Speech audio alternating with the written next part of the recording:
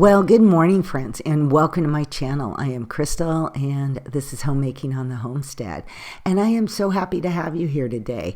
What's really exciting is that spring has finally come to my little corner of the world. We have had some just gorgeous, beautiful days.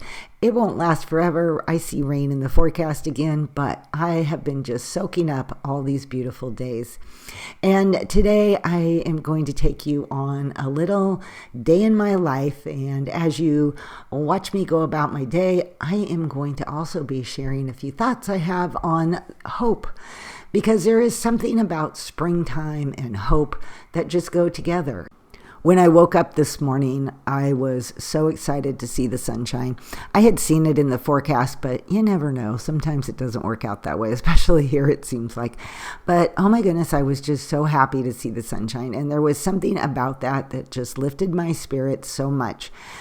As you all know, we get a lot of rain in our area, 75 to 100 inches a year, and that equals a lot of gray skies and cloudy days. And when the sun does come out, wow, okay. It's always just is so rejuvenating to my spirit.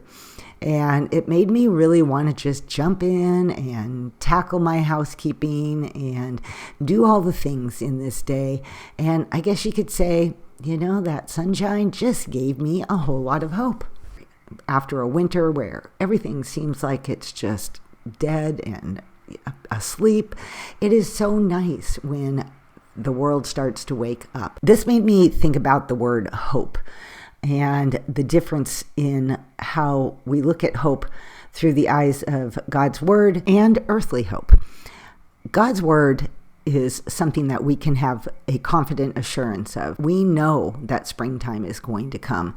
In Genesis 8:28, it says, "As long as the earth endures, seed time and harvest, cold and heat, summer and winter, day and night will never cease."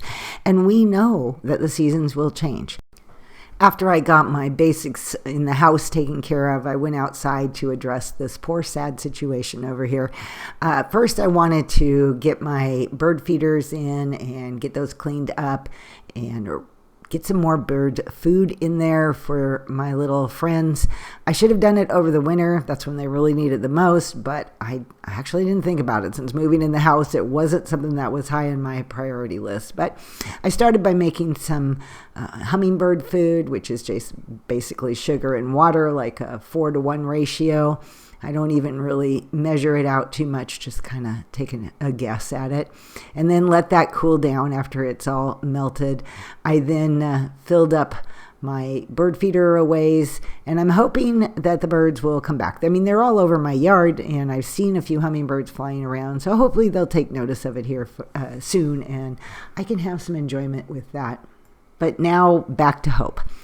I love the fact that God's hope is something that we can have the faith and confident assurance of. But the hope, this earthly hope, of course, is very different. In an earthly hope, we are wanting the best possible outcome in a situation. I hope I get that job. I hope tomorrow's a sunny day for our picnic. I hope this new recipe I'm trying is going to turn out good.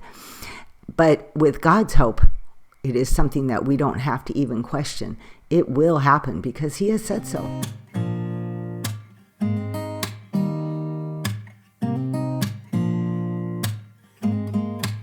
I store my leftover hummingbird food in a canning jar in the refrigerator. A lot of times I've seen people put red dye in it. I even did that at one point and didn't realize that there's something in the red food coloring dye that is actually poisonous to your hummingbirds. So don't dye it, just have a red hummingbird feeder, and that should attract them. And that should last me now for quite a while. And then it was time for me to just clean up all that mess and go hang it back up outside.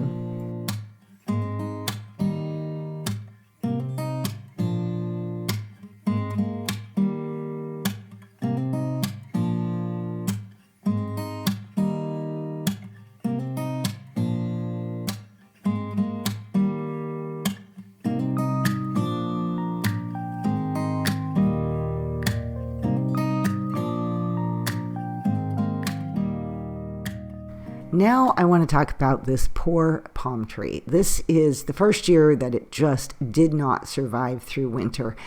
I think we had an unusually cold winter. It was a long spell, and I just think it was too brutal for that poor little tree. I don't know if there's any hope. If any of you guys out there, you southern ladies, maybe, down in the Arizona South or whatever, that have palm trees, could give me any advice, I would love it. I am going to Google to see what I can do. In the meantime, I had some fertilizer that I mixed up, and I mixed up kind of a strong batch of it just to kind of give it a good shock.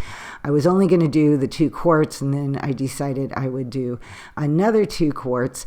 And interestingly enough, by evening time, it was starting to look greener, and I was like, wow, okay, maybe this did do something, but I would like to do something else to maybe resurrect this tree before I give up on it and we remove it.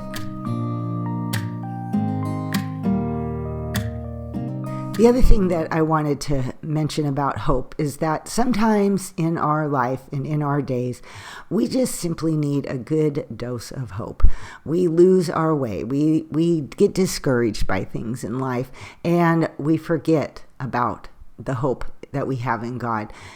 It's just a momentary thing sometimes, and one of the things that I have found to help give a great dose of hope is to sit down and write out all the things that you have already seen God do for you in your life, the things that you know He did and that He can do again. He will do those things. He will carry you through any situation and show you His light and His hope. Just write those things down and be reminded that we serve a faithful and wonderful God. Sometimes hope has a lot to do with waiting.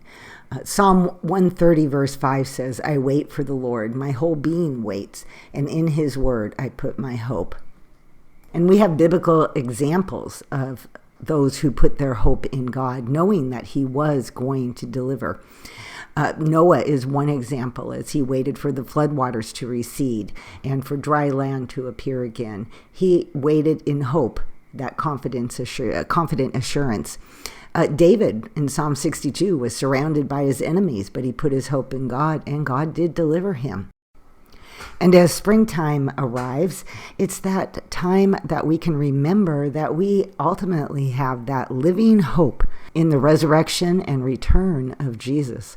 And we know He will return because He has said so in His word. With the beginning of these warmer days, it is now time to start slowly removing the plastic windows. We put those up in the fall to keep the heat in, and now that the days are nice and warm and the house is warming up, it is time to let some fresh air in. So the first window my husband started with was the bedroom window. I was going to change the bedspread out, but it's still kind of cool at night, and I figured just having the window open will be a really nice way to let some of that spring air in. My husband had a tooth pulled recently, in the last couple of days actually, and so for dinner tonight I am just pulling out some chicken and rice casserole and some leftovers of pasta and fish sticks. He really needs a meal that is soft enough to chew until the area where his tooth was pulled is completely healed. So tonight's dinner was going to be pretty simple with just the casserole, the leftovers, some sweet potatoes, and some green beans. Thank you all so much for stopping by my home today and spending this day with me. And I pray that you all are enjoying some wonderful, hope-filled spring days right now. Alrighty, guys. I will see you all in my next video. Bye-bye.